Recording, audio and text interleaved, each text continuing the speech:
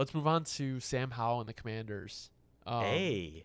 I think like this is probably one of the, in my opinion, like I'm very excited to see them just because like I've always really like Commanders have been my like second team really since RG3, and you know Eric Bieniemy is like truly going to be able to show like what he can do without Mahomes. And the other thing too is like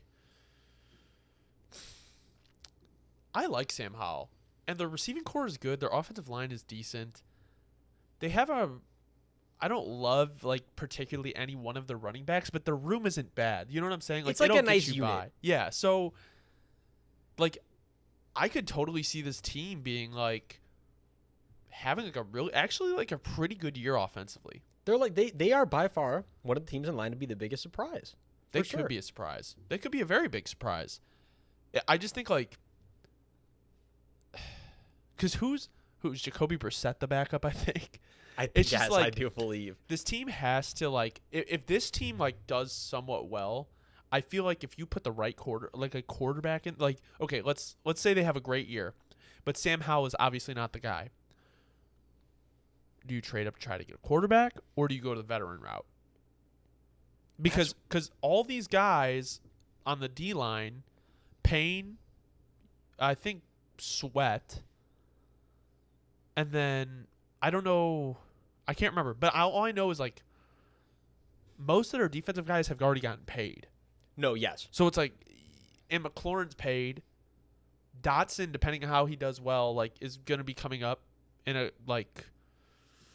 I think he would be looking at that extension in like right, 2 basically years. What I'm saying is like with a veteran quarterback, it's like you're going to be strapped for cash. Right. And it's like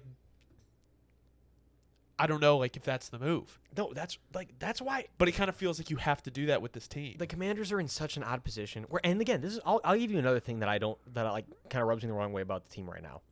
Is let's say Sam Howell is the guy, right? Again, like that whole situation. Well, the tackles, a solid tackle situation, but they're both getting older. And it's like you have an aging tackle situation. I guess you could maybe, kick Sam Cosmi back out. I don't really know what the plan would be with that. I think, again, and they're also just a really elite tight end away from, they really could have been, if Sam Howell is a good quarterback and he performs well, there still will be a good offense. I think they're just one tight end away from being like a great offense. If Sam Howell could step in. Who do you like? Do you think they should have went and got a tight end in the draft? Honestly, I'll admit I'm a little surprised they didn't. But hey, they addressed other needs. And at the end of the day, I do think, when you look at the Commanders, they're one of the more well-built teams. Like we've been saying, they are. Like they have a well-built roster. They don't really not acknowledge a lot of positions. They try to acknowledge every position. Obviously Jamin Davis hasn't panned out the way you would have liked exactly. But he's not a terrible player. He's a very solid player in the interior, linebacker. So they address every position through the draft. They, and they build the team. And that's why I got to give them credit. And I'll also say Cam Curl's like top 5, top 3, almost most underrated players in the whole league. Yeah. Shouts to Cam Curl. Yeah, I mean, this team is, Commanders, we got some love for the Commanders. Yeah.